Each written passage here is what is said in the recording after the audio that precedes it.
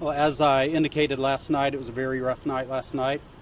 As should come as no surprise to anyone, it's been a very long, rough, hard day today as well. First and foremost, our thoughts and prayers go out to the family of Deputy Bradley Link, whom we announced and identified today as being the one who succumbed to his injuries last night. Our thoughts and prayers are with his wife, Brittany, as well as his parents, Daniel and Christy. So, we just really lift them up in our prayers. Pray for God's peace and comfort to be upon them. We thank the community for their outpouring of support. We've heard from fellow law enforcement agencies from throughout the state, as well as our community members, local churches. So everyone's been really great for that. We are very, very appreciative. Today has been spent trying to provide care to Brittany and his family while keeping up on the progress of the other two deputies who were injured, an update that I just sent out just a little bit ago. So it's been obviously a long day trying to just keep up with everything that's going on. I can tell you that the two deputies are still receiving treatment at the hospital there in Sanford, and one of them is set to go through his first surgery today. He received a wound to the arm. He was one of the first ones who was shot yesterday evening. The other one, Deputy Gargano, he received actually his second surgery this afternoon, and he is going to be facing a third surgery tomorrow, and he remains in critical condition. So of course we are praying for a complete and full recovery for both of them. So that's really been the focus of the day today, is just trying to take care of each other and take care of their family members and make sure that they are appropriately supported. But like the sheriff indicated last night, this is a worst case scenario. This is quite literally the worst of the worst. It was a real life nightmare that unfolded before our eyes. We're praying for the deputies who are on scene that were not injured, the stuff that they experienced and witnessed. So it's been a horrible, horrible tragedy all the way around. Deputy Link, just like the post that we see, it seems like he was such a great guy. As a young man in his high school years, he had started out with us as an explorer, formed some early friendships back then in those earlier days. He was 28 years old, but hear people talk about him and describe him. I mean, they were just drawn to him. He had a great personality. He was well loved, very well respected, and just a good deputy. Worked hard and served his community and his fellow deputies very well. So it's going to be a tremendous loss, and it's not going to be one that we're going to soon get over. Lieutenant, is this fundamentally a well-being check that went sideways? There is a lot to this situation last night, and quite honestly, we are still trying to work to put the pieces together. Like I said, our focus today has been the deputies and their families. But yes, we responded initially to a call regarding a physical disturbance in that neighborhood. And once we got there on scene, the main primary aggressor was a lady who lives in the house where the shooting took place. So deputies quelled that disturbance. They got the parties separated, and this lady then sent them to this house under the guise of conducting a well-being check. She said something to the effect that you need to go down to this house and check on the people there. So the deputies went down to this house, and it appeared that the house had been burglarized. In fact, they thought they had possibly a burglary in progress as they were posting up on that house. They could hear commotion inside. They tried to order the people out. No one came out. So at that point, they made entry into the home, at which time they were immediately met with heavy, heavy gunfire. That is when Deputy Link was shot. He was injured to the extent he was not able to retreat from inside the home. Deputy Howell was also shot in the arm, but he was able to back out of the house. And at that point, the remaining deputies were on the perimeter trying to maintain the perimeter.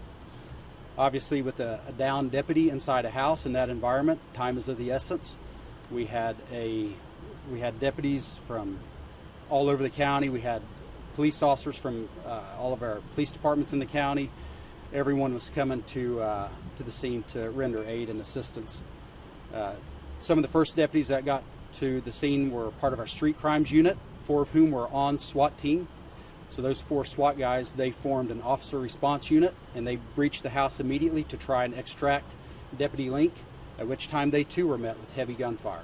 And that is when Deputy Gargano sustained numerous gunshots. Luckily, they were able to pull him out of the house, but unfortunately, they were not able to get to Deputy Link. And that was the nightmare scenario that just unfolded right before our eyes. Lieutenant, I know it's still early with this, putting the pieces together here, but any indication that this woman was experiencing an episode? Was this a setup? I mean, Look, we haven't ruled anything out. I think it is fair to say that she had something going on. Looking in the call notes when the initial call came in, they said she was kind of incoherent, out of her mind, talking about spiritual stuff. She was attacking people in the neighborhood. She was trying to get dogs to attack people. She beat one lady pretty well as deputies were responding. To your question, could this have been an ambush? It does appear to be an ambush to some extent. We don't know if that's why she sent our deputies down to the house where she lived, but apparently the occupants of that home, there were 4 people who lived in that home as a family, she and her husband, and then there were 2 daughters, or 2 adopted daughters is my understanding. They were 23 and 22. But what our detectives have found throughout the course of this investigation at this point is that this dwelling has been described as almost a bunker-style dwelling. They had stockpiled firearms, ammunition, MREs, canned goods, non-perishable food items, and what they found as they've gone through this house is a lot of literature to suggest that they were very much anti-government leaning people. A lot of signs of paranoia, a lot of end times, Armageddon type stuff. So definitely a very, very bizarre situation that obviously our deputies didn't realize they were going into at that time. They thought they were going there to do a well-being check, and obviously that's not how it played out. So it was the 2 women who were killed inside the house? So yeah, all 3 suspects are dead, and so yeah, it has become pretty apparent that all 3 of them were opening fire on our deputies. There were enough firearms and ammunition within close proximity to their bodies that lead our detectives and investigators with the FDLE to believe that all 3 of them were shooting on our deputies. So what we haven't been able to determine, it sounds like, is how they perished, whether they were in the gunfight or whether somebody shot each other. Or... So right, there is no indication that they were struck with any return fire from our deputies. And at this point, we know that at least 7 of our deputies did return fire, but their gunshot wounds are more consistent with what would be self-inflicted gunshot wounds. All 3 of them? All 3 of them. and I'm sorry, did you say that there's some evidence that all 3 were firing at deputies? That is correct, yes. Based upon the amount of firearms that were in such close proximity to their bodies, based upon the shell casings and the amount of ammo that they had stockpiled, we believe hands down that all 3 of them were shooting at our deputies. And again, John, it's such a big, complex mess. It is. The 2 women were found dead in the home. The man was transported, but he eventually did pass. Right, and he was found wounded in the home as well. They were deceased there.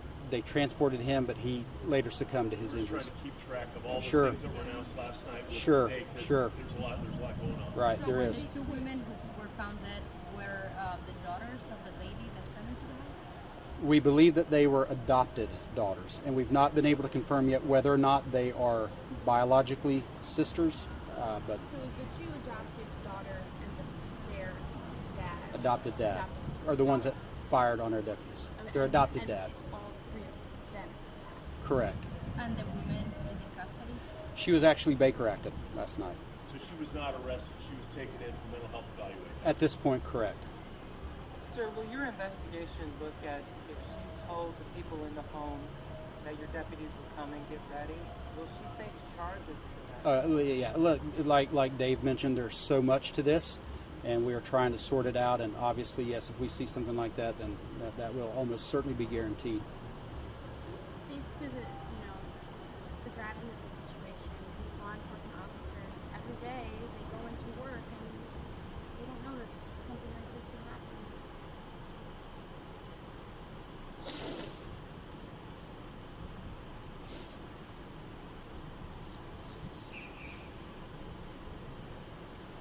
Yeah. I'm sorry.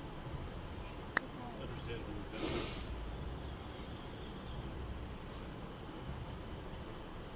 But yeah, just never know. Deputy Link wasn't even supposed to be there. He was working a detail up in the forest. He wasn't even part of the road patrol unit.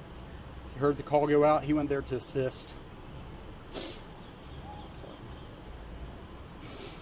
Can you talk through some of the emotions of your appeal that you're feeling right now? it's just hard. Just hard. Doing the right thing. Good deputy. Now here we are left reeling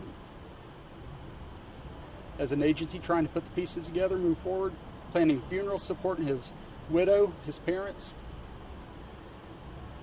I think the situation pretty much speaks for itself.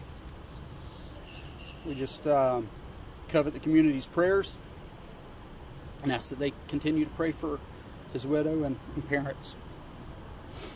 Will there be a vigil to honor his memory? Those arrangements will be coming in the next day or so.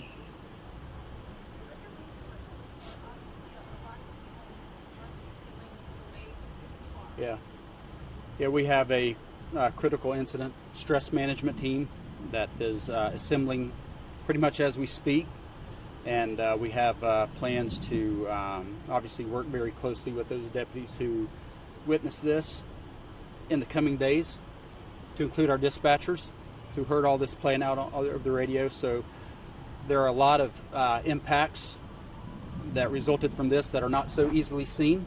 A lot of people working behind the scenes that are traumatized by this as well. So yeah, we have a lot of resources and plans in place to take care of our own, for sure. You said Deputy Howell and Deputy Gargano. Do you have their first name? Yes, Deputy Gargano is Stefano Gargano, and Deputy Howell is Harrell Howell. Lastly, from you, when you see community members who are sharing their prayers and all of that, what does that mean for other deputies who are really just trying to wrap their heads around it? Yeah, that's obviously what's going to get us through. That's what's going to get them through, and that's what we're just asking for right now, is just praying for God's peace, His strength to get us through this, and just His strength to be able to appropriately care for everyone impacted by this. It's just such a senseless tragedy, for lack of a better term. It should never happen, but unfortunately, that's the day and age we live in right now. Deputies and police officers, they go out every single day and put their lives on the line, protecting everyone equally, and this stuff happens, and it's gut-wrenching and heartbreaking. Have you spoken with the family? Do you know how they're doing and also what they need at this time? I have not. The sheriff has been in direct contact with them, and he has visited them, and we have people at the hospital who are staying with them and just making sure that anything that they need is communicated to us. We have a whole lot of plans in place for them in the coming days that they're going to be well taken care of, for sure. Thanks. Mhm. Thank you. All right. One Yes. question from me. We heard, I know you said it can't take over anymore. We heard from neighbors a cult or something like that. No, we don't have anything to suggest anything specific like that, but definitely an anti-government mentality, end times, paranoia, that type of stuff, for sure. Thank you. All right. All right.